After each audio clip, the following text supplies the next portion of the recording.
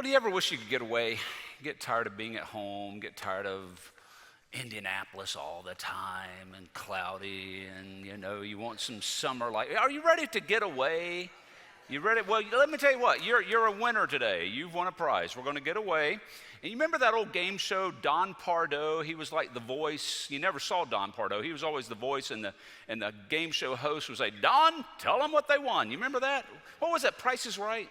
Was it Price? Is one of them. Something like it. Price is Right, one of those guys. All right, so, Don, tell them where we're going. There we go. We're going to Corinth. How is that? Doesn't that look like a great getaway? Just the place you've always been wanting to go. Corinth in the first century. Why? Why do we want to go there? Because we're talking right now about the most important chapter on love in the Bible, 1 Corinthians 13. And if you want to appreciate not only what Paul says in this chapter, but why he says it, you got to go to Corinth. You got to go there and understand something about the recipients of this letter. So Corinth was a city that was actually rebuilt by Julius Caesar in 146 BC. And it became a major metropolitan city. 200 years later, when Paul visited Corinth, it was about 500,000 people in population. That would have made it one of the largest cities, or among the largest cities in the world at the time. It was located, as you can tell on the picture of the map here, on a peninsula due west of Athens, about 60 miles. And it was at the entrance into that peninsula along a very narrow isthmus of land that connected the Aegean Sea and the Ionian Sea. Now, why is all of that important? It's important because it was where there was a lot of shipping along an important shipping route.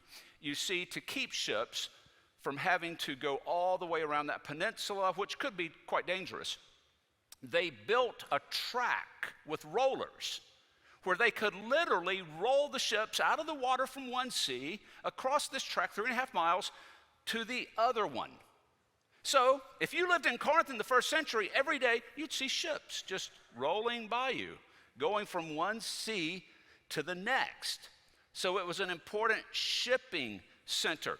Now, about 1,500 feet above the city of Corinth was a mountain called Acrocorinth. On top of it was a temple to Aphrodite. For those of you who remember Greek mythology, Aphrodite was the goddess of love. So what that really meant is the temple to Aphrodite was a house of prostitution. So imagine how popular this was with sailors who would be going to Corinth. So it was very popular for sailors. Now, Corinth not only had a large population, but a very diverse population. It was a highly educated citizenship in Corinth. Because of its trade and commerce, you had a lot of banking, you had a lot of business, there were a lot of wealthy people. All of this diversity was seen in the religions present in Corinth. One commentator on Paul's letter to the Corinthians says that there were temples to every imaginable god. So a lot of diversity. And then one more important feature of Corinth is it was a big sports town. It was home to the Isthmian Games, which was a precursor of the Olympics. Athletes from all over the Roman world came to compete in Corinth. Now, the culture of Corinth, the driving value was self-advancement, whether it was in business, education, pleasure, sports. Advancing yourself was the goal in Corinth. And with all of the diversity, there was always a lot of friction in Corinth, especially when one individual's goals were colliding with another person's goals. All of that friction had a way of working into the church that Paul started. Ever notice how the issues of the world creep into the church sometimes?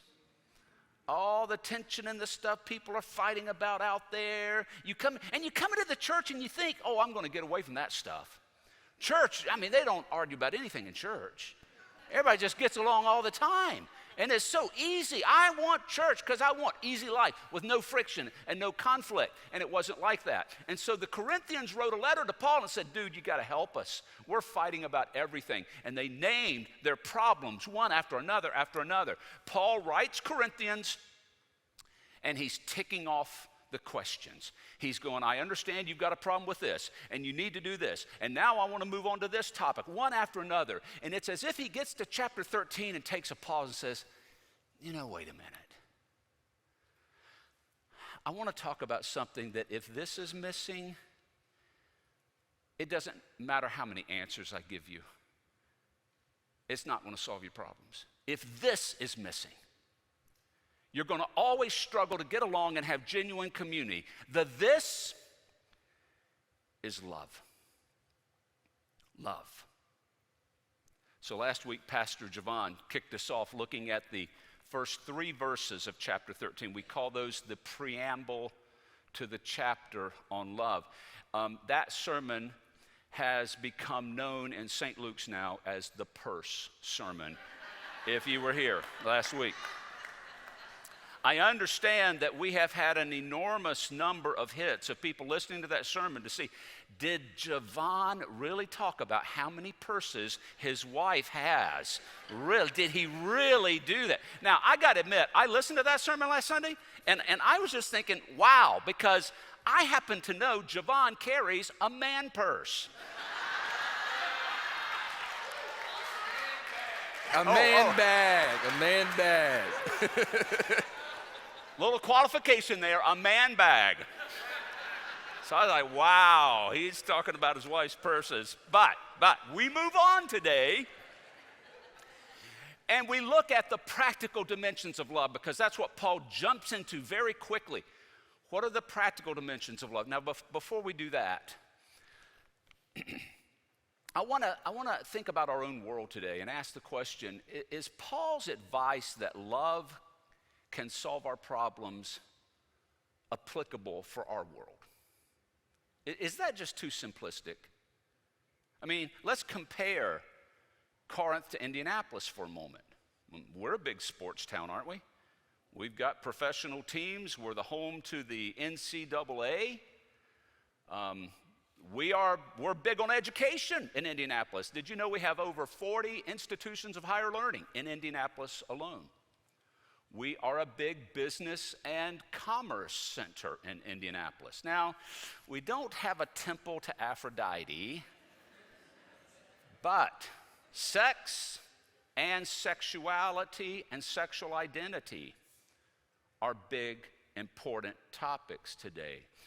Race is an important topic. We are being challenged today with how well are we willing to understand each other and to accept each other. With all of the friction of our world and even in the church, is it too simplistic to say love is the answer? Well, let's see. The word Paul uses for love in 1 Corinthians 13 is agape. Agape, that's the Greek word for love which Paul uses here, but it's actually only one of 4 Greek words used for love in the New Testament. We translate them love no matter how they're used, but they have different meaning in Greek. For instance, phileo describes the love between friends. It's the word used for the name of the city, Philadelphia, because it's the city of brotherly love. It's brotherly, sisterly love. It's a friendship love, phileo. Eros is the word from which we get erotic. It is sexual or romantic love. And then there's storge, which describes family love, particularly the love of a parent for a child. Now, all 3 of those are human loves, based on human relationships. Agape is different.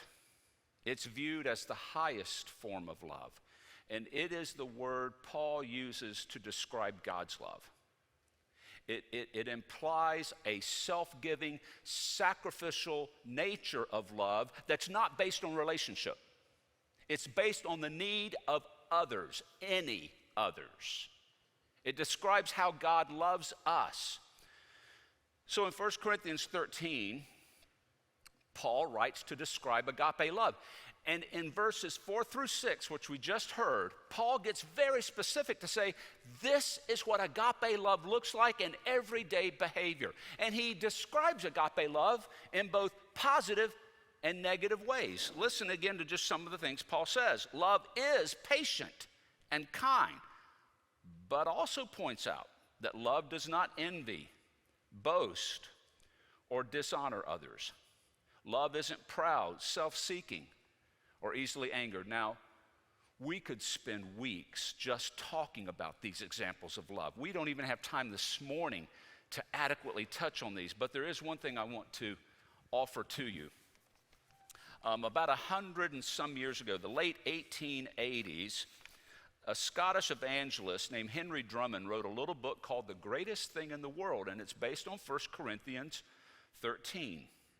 And in the verses we're looking at today, verses 4 through 6, Henry Drummond divided those up into 9 different categories of love. And we wanted to offer those to you today. Hopefully, did you get this coming in, this little handout that has the title of our series at the top? And then it has the whole chapter, 1 Corinthians 13, on the cover. Well, inside are the 9 different categories of love that Henry Drummond describes: patience, kindness, generosity, courtesy, humility, unselfishness, good temper, guilelessness, sincerity. Those are the words he uses in the book. And then we paraphrased the descriptions of those which he offers. And then there are a couple of reflection questions. What does it look like when I practice that kind of love? And when are times I struggle to practice that? What we want to do is encourage you to use this for your own reflection. You might take one of these each day and have a few minutes in your day when you sit alone, and I would encourage you to have something to write with when you reflect on those questions, and take one a day. Now, you may look at this and go, one a day? Are you kidding? It's at least one a week. I'm going to have to take a whole week on each one of these. This might be something great to do as a family. Get around the table when you gather for a meal, before the meal or after the meal, and have everybody talk about it. Like, what does it look like when we practice patience? What does it look like for our family when we practice patience? What do you think of, or what are times you think of when we don't practice it so well? And talk about that as a family. I mean, it will challenge how we express love. This will be a great way to take these words of Paul and help us think about in our lives, how helpful is this for the things we struggle with?